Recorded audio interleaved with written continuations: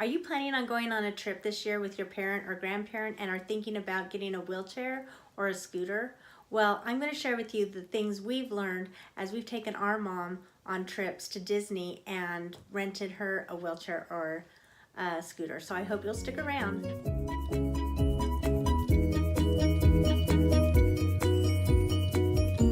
Hi everyone, it's Elise and welcome to my channel, Elise Between the Ears. If this is your first time here, thank you. We talk about Disney and Disney stuff, and since I don't get to go to Disney that often, Disney park that often, it's also finding magic in your everyday life. So like I said, today we're going to talk about wheelchairs and scooters.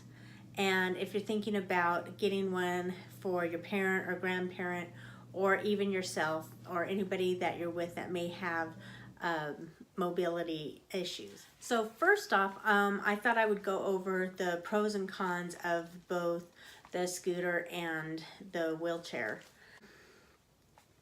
Let's go with scooters first, because most people, that's the first thing they want to get is the scooter because of different things, like it's faster, it's more comfortable,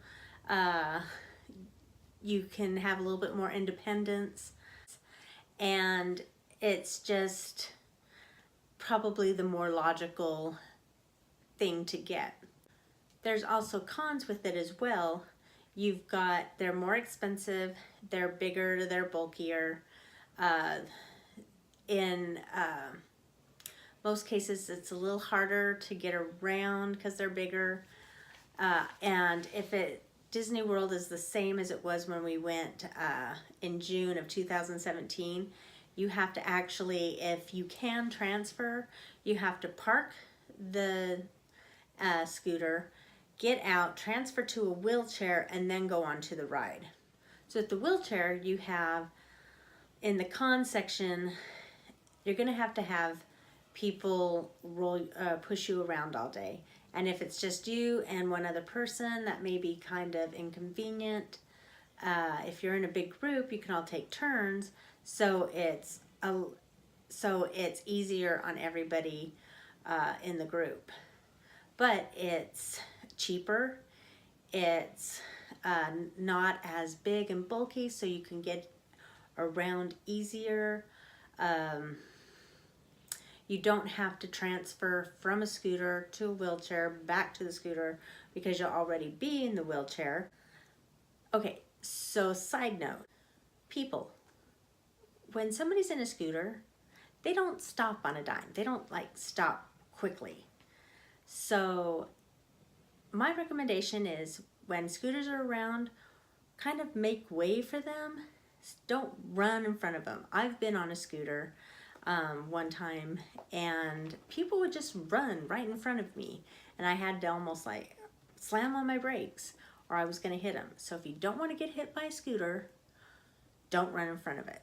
Okay, so again, some of the pros of oh sorry, my cat, I can't get rid of him.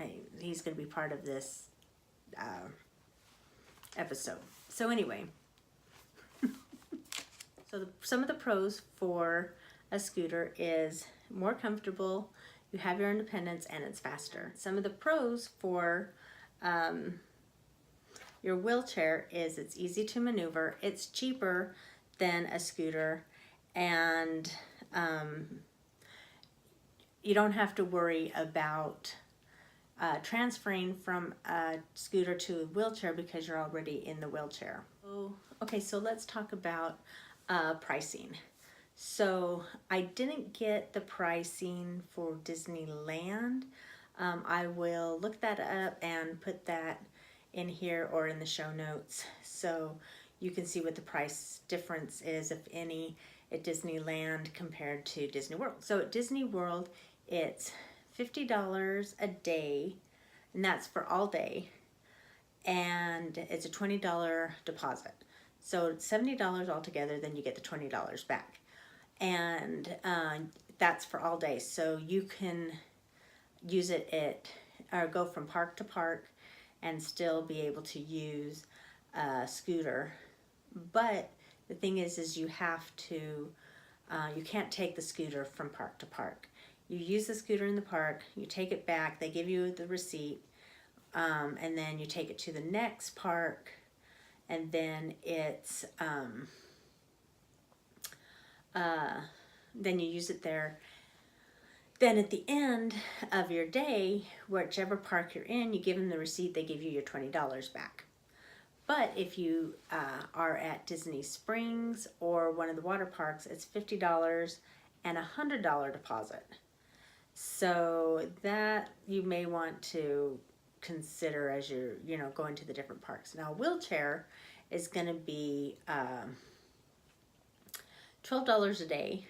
And I didn't see anything on the Disney website that showed a deposit, but they do have a length of stay. Like if you have 3 or 4 days you're going to be at the park, you can pay $10 a day, and then you would just get your receipt, and as you go to the different parks, you would just keep that receipt with you.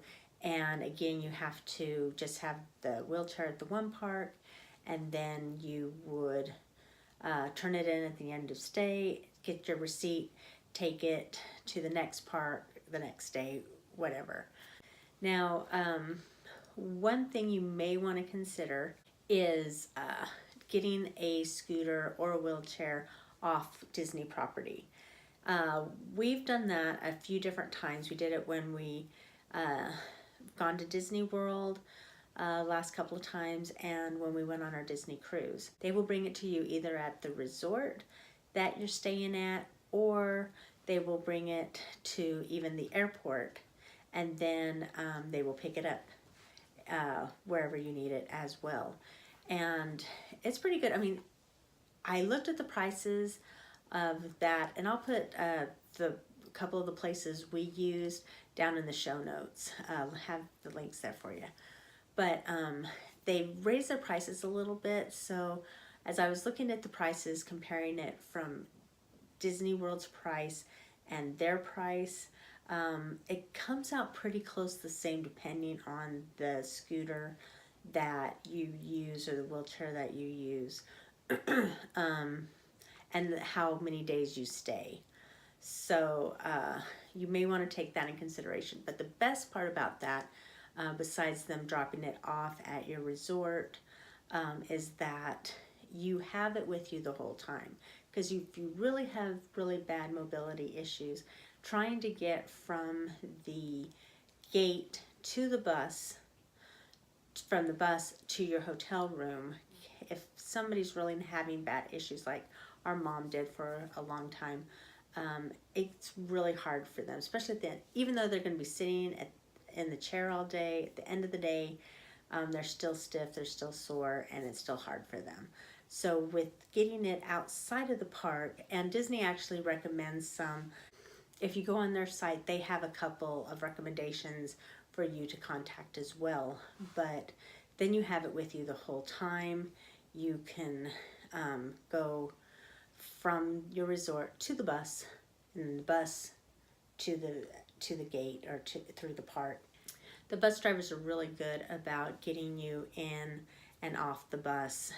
You're always the first one on the bus, so they can get you situated in your spot. And if you have a hard time maneuvering into the bus, they literally will like help you maneuver it back up, whatever. Sometimes they have you get off, and they move it in there themselves, lock you in. The disadvantage of having a scooter is if you have more than one, if the bus is full when they get to your stop, you may get, if you have 2 scooters, you may get split up because they don't have enough room. Or if they've already filled up in those spots before they get to you, you may have to wait for the next bus. So with the minivans, you may actually want to take those into consideration, and take those, especially if you're rushing for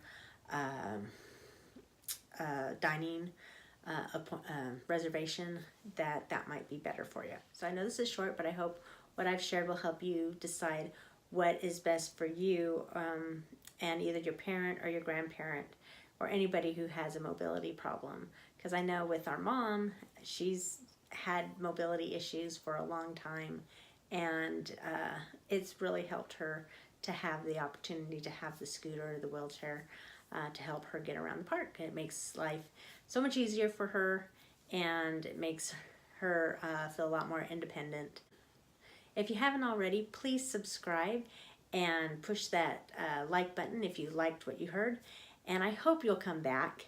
And until next time, have a great night and have a great week. And I will see you next time. Bye!